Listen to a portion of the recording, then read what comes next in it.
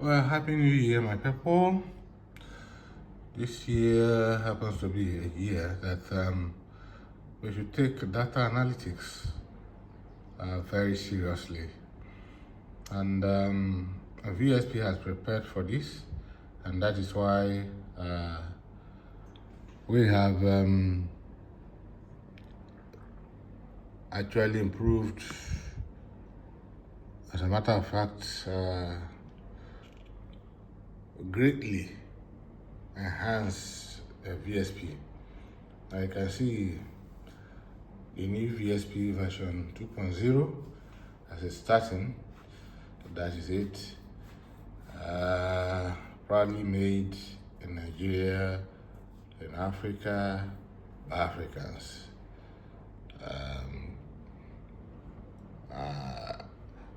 It is still the same VSP, but with a lot of improvements. Now, this promises to be a great app,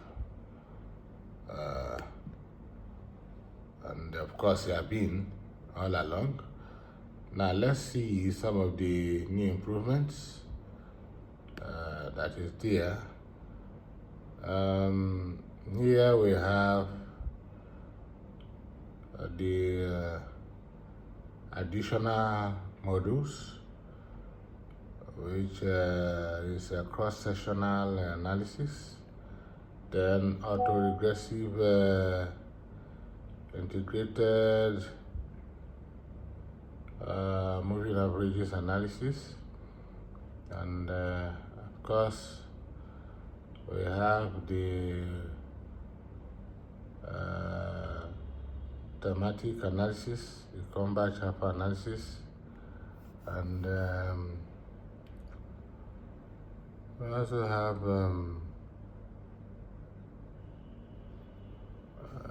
a very interesting aspect that was there, that we put their multi-mass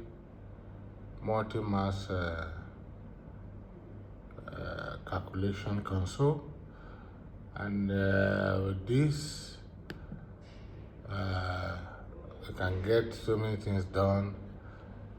This is the multi-mass calculation console. You can generate prime numbers up to the any one you want. Then you can also find the nth root of any number, nth root, whether the 9th root, 12th root, 10th root, whatever. Then you can find the inverse of a matrix equation, and multiply a matrix by another matrix, divide the matrix by another matrix, add a matrix to another matrix, subtract a matrix from another matrix, solve simultaneous equation, solve linear programming model, and then perform regression analysis where the standard module cannot handle that, this can handle that. So that's that. Now we can just start by let's generate a number, a random number. Random numbers. We generate prime numbers, maybe up to 5,000. Let's see how many prime numbers and up to 5,000 it will tell us. Now this 5,000 I'll just enter number limit to search. So you press enter, and then of course that's it, is generating the prime numbers. And in fact it has finished generation. So it said there are 669 prime numbers between 1 and 5,000. So you can see these are the ones that is listed, just like that. From that, these are the prime numbers between 1 and 1 and 5,000, and that's it. So there are so many other ones that any other thing that this can also do. press enter, and then we again. So let's find the end root of a number. We select the 2. We find the let's say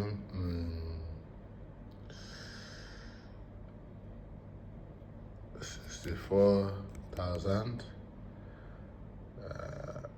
Enter number to find the root. 64,000. Now let's find this is the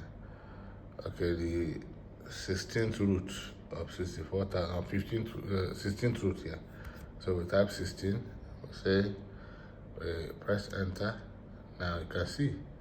So 64, the 16th root of 64,000 is 2.0. That is 16th root. So when you continue to multiply 2 by the product of 2 by 2 until the 16th root, you get 64,000. So that's exactly what is there. It's asking whether we want to do another one. Say no. No. So and then yeah. So that's it. So now we can do so many other things, and it's very easy to go. But then maybe we have to quit so that we can show you what is actually new in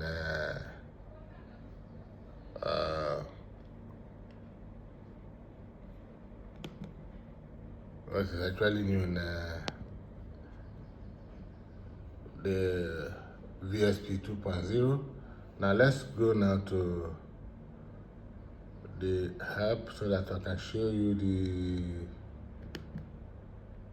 VSP manual. So VSP manual should be able to guide us what we want to see. Okay, yeah, that's the VSP manual. Now let's see how the VSP manual has improved. Yeah, so the contents, SaaS solutions, and so on and so forth. Now let's go on to the introduction. VSP is a short form for Value Statistical Package.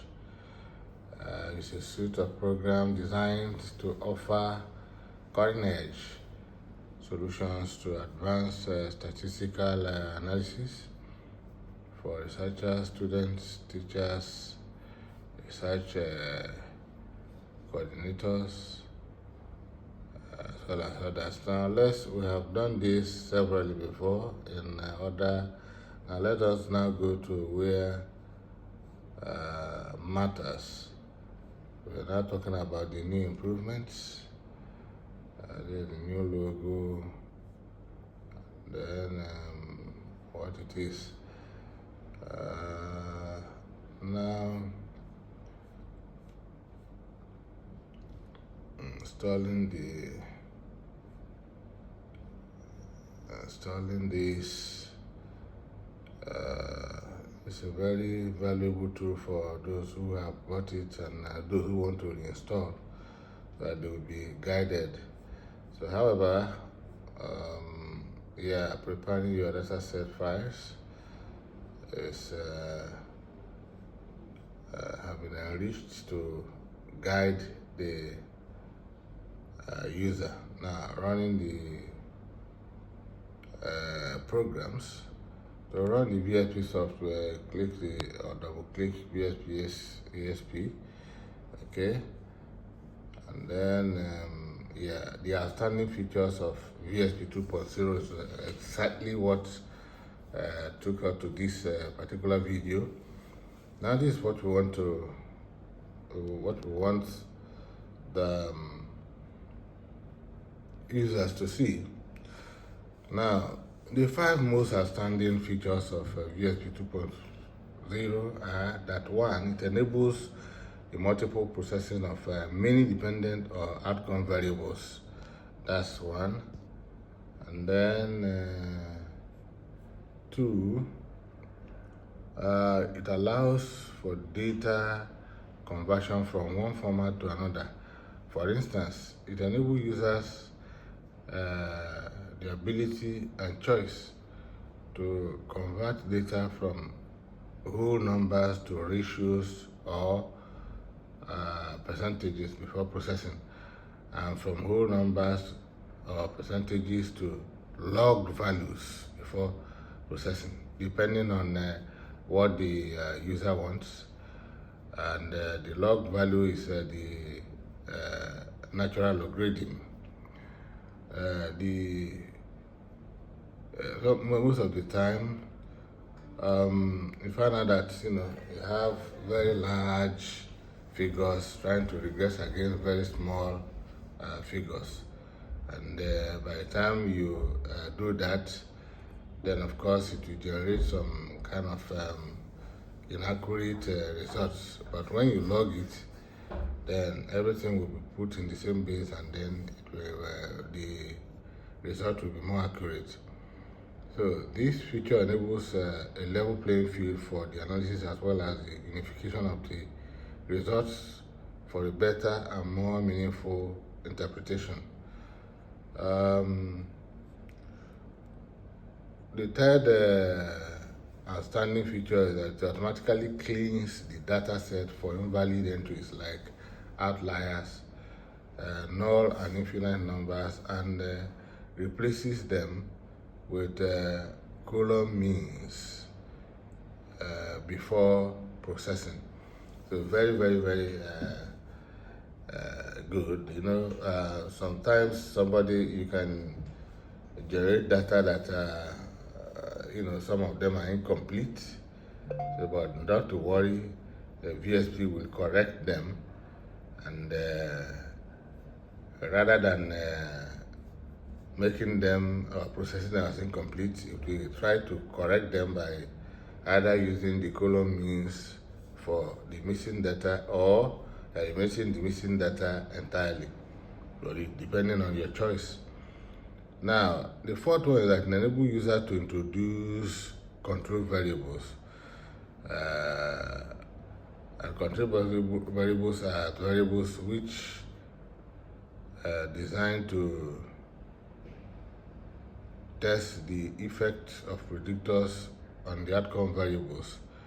The VSP allows users to introduce as many control variables as can be possibly desired.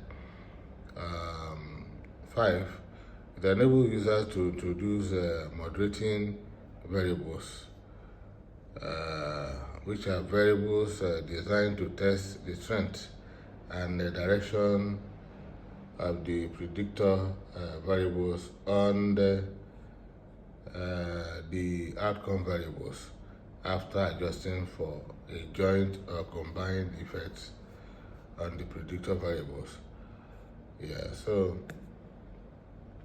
now, when you first, is one of the new introductions also, when you open the research data analysis menu, this dialog box will pop up after some initialization. The question here is, are your data sets in the same metric format? Yes or no? The question enables you to ascertain if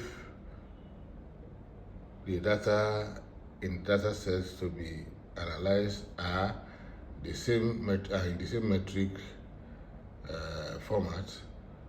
Often researchers collect data with different metric formats. It creates a problem of clarity and inaccuracy when data of different metric formats are regress against each other. I think maybe I will need to recap in the next video so that we'll be able to grasp this very well. Let's just pause this for now. Thank you.